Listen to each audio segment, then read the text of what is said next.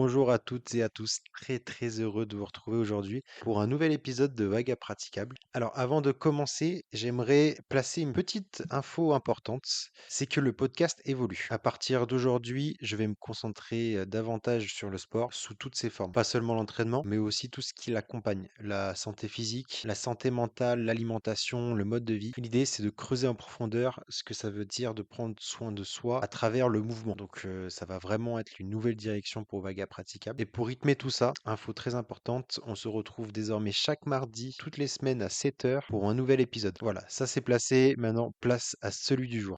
Alors j'ai longtemps mis le sport de côté comme une partie de moi, en quelque sorte reléguée au banc de touche. Alors, de mon histoire personnelle, on ne me l'a jamais présenté comme quelque chose que je pourrais aimer. Alors vraiment, petit à petit, ça a disparu de ma vie au point que j'ai fini par croire que je n'étais tout simplement pas fait pour ça. J'ai dû jouer au foot entre mes 6 et 14 ans, puis plus rien jusqu'à mes 22 ans. Au collège et au lycée, je n'étais pas particulièrement doué, voire même pas du tout investi dans les cours de PS. Donc il n'y avait même pas une volonté de progresser ou même de m'amuser par le sport. En fait, le sport pour moi était devenu un monde à part auquel je ne pouvais pas appartenir et auquel je n'appartenais pas et auquel je n'aspirais pas à appartenir car dans mon esprit, c'était vraiment ancré comme quelque chose qu'on m'a toujours présenté qui n'était pas fait pour moi. Puis est arrivé le fameux Covid. Le fameux Covid. Alors moi, c'était pas pendant le Covid que j'ai commencé le sport, pas du tout. Alors, j'ai essayé comme tout le monde, hein, quelques exercices chez soi, mais bon, comme toujours, je lâchais au bout de 2 séances. C'est plus à la sortie de cette période où j'ai décidé de me remettre en mouvement avec la course à pied, sans vraiment de structure, voire même aucune de structure, et pas de passion. Pourtant, j'y allais quand même assez régulièrement pour quelqu'un qui ne faisait pas de sport du tout depuis mes 14 ans. En fait, j'y allais 2 fois par semaine, ce qui à mon échelle à ce moment-là relevait vraiment de l'exploit. C'est en commençant le badminton que j'ai commencé vraiment à apprécier en fait le sport, et non pas avec la course à pied que je pratiquais toujours à côté, mais de manière de moins en moins régulière, encore plus quand j'ai commencé le badminton avec un ami. Et c'est là que j'ai eu ce déclic avec le badminton. En fait, pour la première fois, en faisant du sport, j'ai compris que je pouvais aimer ça. Et avec mon ami en question, on jouait au moins une fois par semaine, parfois un peu plus. Et dans le même temps, au fur et à mesure, j'ai totalement laissé tomber la course à pied, auquel j'avais aucune structure, et donc vraiment aucun moyen de prendre de la passion. Et surtout que c'est un sport qui est quand même assez autonome. Donc pour commencer par là, il faut quand même s'y intéresser, faut avoir un peu plus d'investissement que ce que j'avais. En tout cas, on se temps donné. Et avec du coup, avec ce sport-là, je me sentais de mieux en mieux. En fait, je me sentais plus à l'aise avec moi et donc mon corps. Je me sentais plus léger. Je découvrais en fait tous les bienfaits du mouvement, du jeu, du dépassement de soi. Et j'avais ce plaisir de ressortir de ces matchs avec mon ami, en fait complètement KO de fatigue. On était cuits, on était deux, on jouait pendant 2 3 heures, on était cuits à la fin. Et c'était pour moi le bonheur, la sensation que j'avais de devoir tout donner. C'était vraiment une sensation que je n'avais jamais eue, qui était exceptionnelle et que vraiment j'appréciais soudainement. J'en profite pour faire un petit bonjour à lui s'il m'écoute et qu'il sache que ça a toujours été un plaisir pour moi de jouer avec lui et de gagner contre toi. Voilà, petit bonjour, petit placé, je te passe le bonjour si tu m'écoutes. Revenons au sujet et surtout au fur et à mesure, sans même m'en rendre compte, avec ce sport que je pratiquais vraiment avec aucune structure, aucune volonté de performance démesurée. Je voulais juste m'amuser, gagner évidemment, mais je voulais m'amuser. Et bah au fur et à mesure, sans même que je m'en rende compte, mon corps se transformait en même temps que ma façon de voir le sport. En parallèle, j'avais toujours été intrigué par la musculation. C'est là que le gros changement va arriver. Mais ce monde en fait de la musculation me semblait hyper inaccessible, effrayant, rempli de machines que je regardais du coin de l'œil de manière à me dire mais c'est incompréhensible. Et j'avais l'impression que si je mettais un pied là-dedans, en fait, j'allais avoir que des regards qui allaient sans cesse me juger. Mais un jour, porté par l'adrénaline de cette nouvelle énergie que le sport m'a apporté, bah en fait, avant d'aller jouer avec mon ami, j'ai fini par aller m'inscrire à la salle car c'était juste à côté. Et au début, c'était assez marrant avec du recul désormais, c'est que je me cantonnais vraiment qu'au cardio. Alors, les machines de musculation, je m'y aventurais pas. C'était pour moi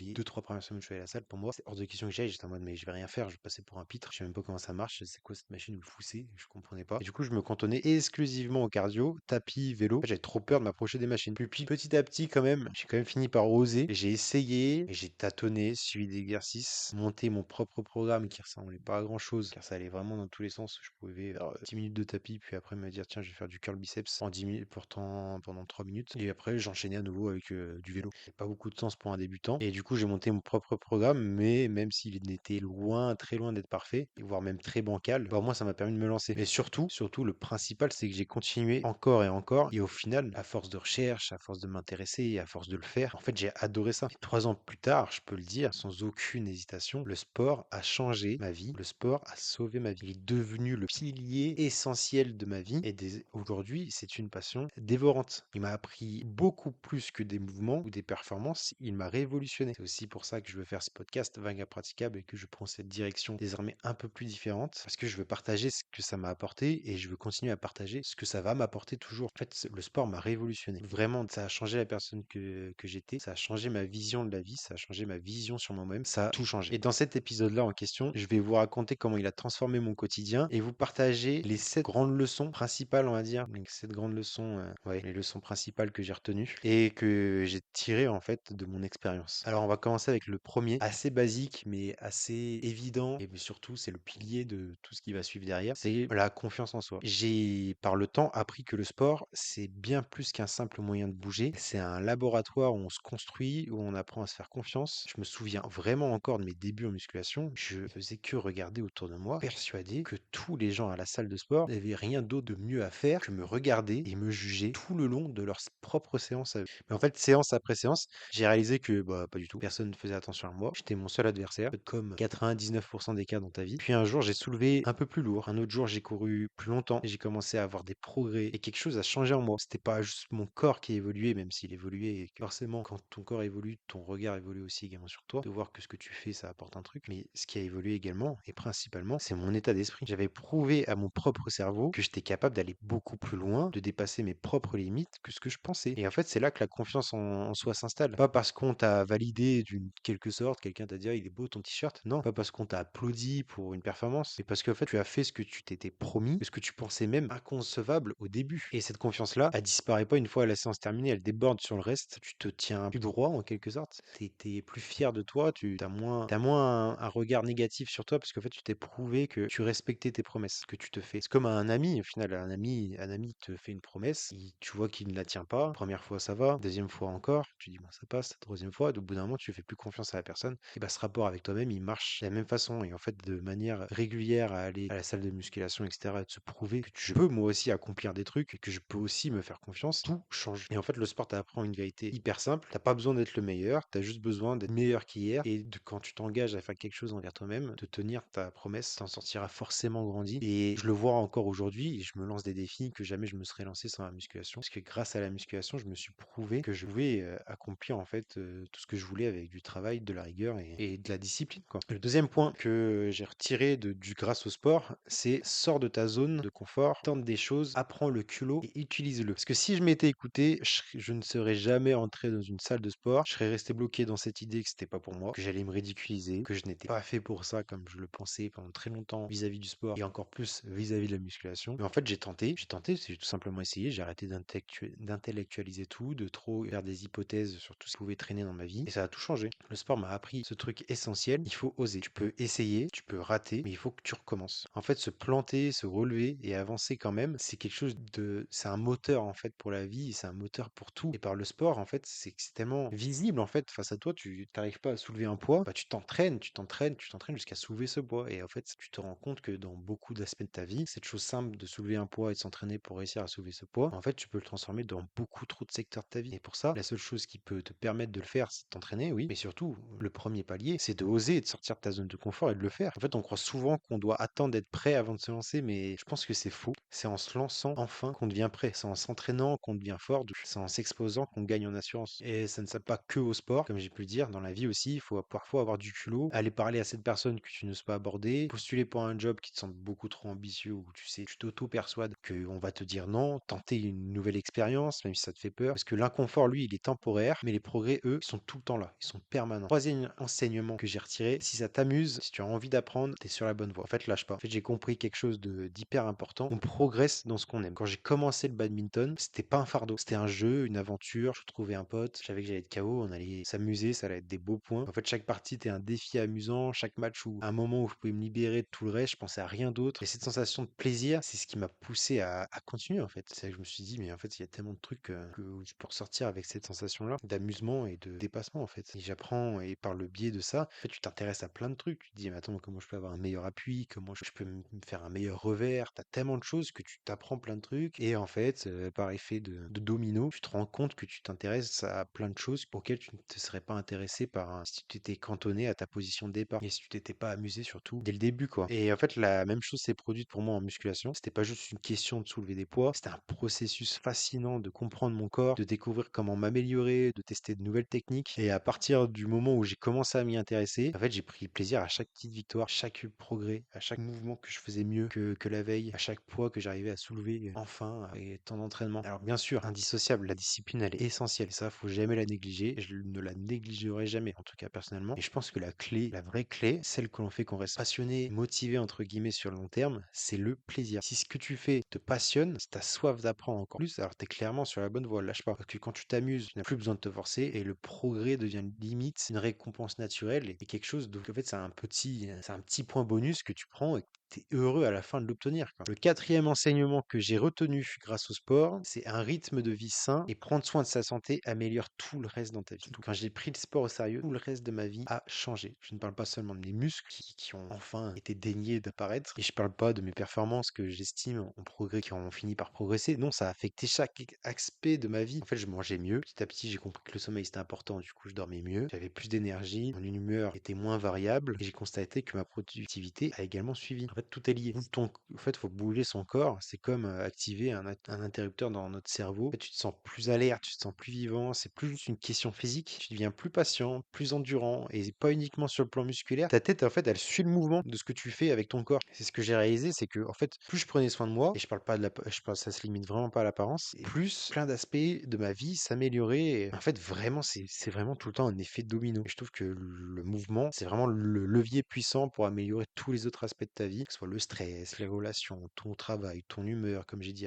avant, l'alimentation, le sommeil. En fait, quand tu investis dans ta santé, tu investis en toi, tu investis dans ta vie, tu investis dans ton avenir, dans le présent, dans tout. C'était pas juste une bonne habitude, c'est un changement profond qui se répercute partout. Cinquième enseignement que j'ai retenu grâce au sport, c'est profite du cadeau qui est ton corps et qu'est la vie. Et amuse-toi. Oui. Parce qu'on passe trop de temps à se prendre la tête sur des détails, à vouloir tout optimiser, tout contrôler. Moi, le premier, à courir avec des objectifs parfois toujours un peu plus loin. Mais au final, ce qui est essentiel et qu'il faut pas oublier, c'est de profiter, de bouger, de pouvoir courir, de pouvoir sauter, de sentir son cœur battre à fond après un sprint ou une séance à distance. Parce que c'est un cadeau au final. C'est un cadeau qu'on a, c'est une chance qu'on a et qu'on ne conscientise pas assez parce que c'est quelque chose qu'on prend comme acquis. Parce que ce corps, en fait, c'est pas juste un véhicule pour nos pensées ou un moyen d'atteindre des objectifs. C'est aussi et surtout notre outil pour vivre pleinement notre vie, en fait. Le sport m'a appris à être reconnaissant d'avoir ce corps, d'avoir cette bonne santé, cette capacité de faire des choses, d'être en mouvement, de tester des trucs, de courir quand il fait beau, d'avoir ce paysage, d'être bien, d'être en bonne santé. Trop souvent, je pense, et moi le premier, on oublie la chance qu'on a de pouvoir bouger, de pouvoir explorer ses limites, de ressentir ce plaisir simple d'être en forme. Ce n'est pas juste une question de performance, c'est une question de bien-être. Alors oui, alors par contre, je serai et je suis toujours le premier à te dire, fixe-toi des objectifs, vise plus haut, pousse tes limites, mais n'oublie jamais pourquoi tu fais ça. C'est-à-dire pour moi, te sentir vivant. En fait, pour kiffer chaque instant où tu te sens libre, où tu savoures chaque mouvement, parce qu'au fond, le sport, c'est juste un moyen de t'amuser, de profiter du cadeau qu'est la vie, tout simplement. Ça peut paraître niais, mais c'est une vérité qui est indéniable. Le sixième enseignement que j'ai retenu grâce au sport, c'est si je me donne les moyens et que je suis régulier, je peux réussir absolument tous mes défis. Là, on revient au premier point de la confiance en soi où je l'ai vaguement abordé. En fait, le sport m'a montré cette vérité ultra simple et ultra puissante. La régularité est plus importante que la motivation. J'en ai déjà fait un podcast, mais la motivation, c'est comme une petite flamme. Elle peut être intense un jour et s'éteindre le lendemain. Alors que la régularité slash la discipline, c'est une force constante. Silencieuse, elle fait moins de bruit, elle est moins impressionnante, mais elle est constante. Peu importe d'où tu pars, si tu es constant, si tu travailles tous les jours et que tu finiras toujours par progresser. Chaque répétition, chaque séance, elle compte. Même si ça peut sembler insignifiant, en fait, sur le moment, te dire, ah, c'est bon, je peux arrêter cette séance. En fait, c'est la persévérance qui fait toute la différence. Ce n'est pas toujours facile, loin de là. Au contraire, même. Mais en fait, si tu es constant, tu vas bâtir des fondations forcément qui vont t'amener vers ce que tu désires et un certain succès, quoi. Alors, cette leçon, je l'applique dans tout ce que je fais. Peu importe les défis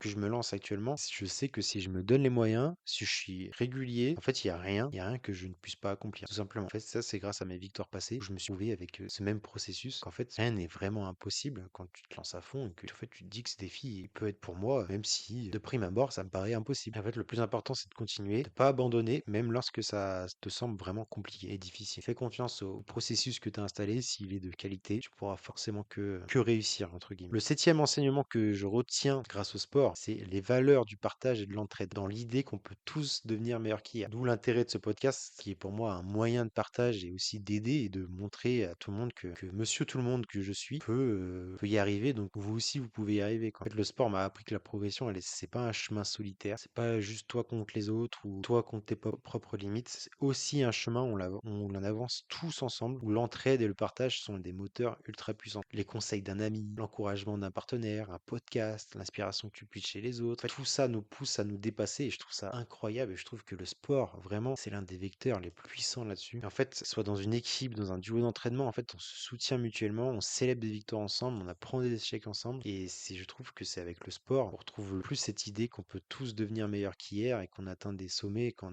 on est entouré et qu'on est ensemble. En fait, le sport m'a appris qu'on ne grandit pas seulement tout seul, mais on grandit en fait en communauté. Le sport est une communauté, je trouve, merveilleuse qu'il faut protéger et qu'il faut continuer à enrichir. Et voilà, du coup, c'est la fin de cet épisode. J'espère que ce partage d'expérience t'aura inspiré et t'aura donné envie de te lancer, de te dépasser, de te découvrir et de voir que toi aussi, que le sport peut t'apporter plein de trucs dans ta vie, que ce soit la confiance en soi, la persévérance, tout simplement le plaisir de se sentir en vie, d'être en mouvement. Chaque pas, chaque effort, chaque moment passé à prendre soin de ton corps, en fait, tout est une victoire avec le sport. Donc vraiment, il faut se lancer et j'espère que ça t'aura motivé à essayer. Et si ce podcast vous a parlé, n'hésitez pas à le partager autour de vous, parce qu'on se retrouve très vite pour un prochain épisode la semaine prochaine, mardi à 7h, où l'on continuera ensemble à explorer ce chemin vers la meilleure version de nous-mêmes. En attendant, n'oubliez pas, soyez réguliers, osez sortir de votre zone de confort et surtout, amusez-vous. À très bientôt dans Vague Impraticable.